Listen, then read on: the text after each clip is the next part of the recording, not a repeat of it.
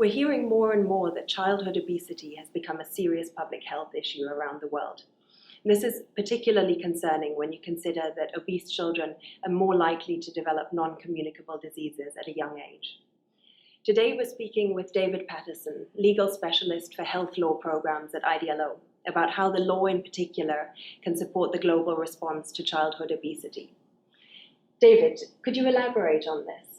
Everything to do with the response to obesity has some legal aspect to it, whether it's regulating marketing or introducing taxation, or even establishing the bodies which would then do health promotion. Could you briefly explain the situation around childhood obesity at present? Yes, indeed.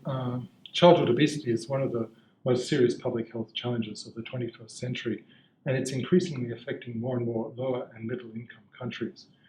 Globally, almost half of all children who are overweight can be found in Asia, and 1/4 of children who are overweight are found in Africa.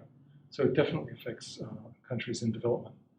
The consequences of obesity for those kids later in life, of course, is diabetes, cardiovascular disease, and very unhappy health prognosis and life. And so we have to remember also that obesity is entirely preventable. So it's actually one of the Sustainable Development Goals, goal number 3, looking at health. One of the targets of SDG 3 is to reduce by 1/3 non-communicable diseases mortality, and that includes mortality related to diabetes flowing from obesity. So what is being done about it?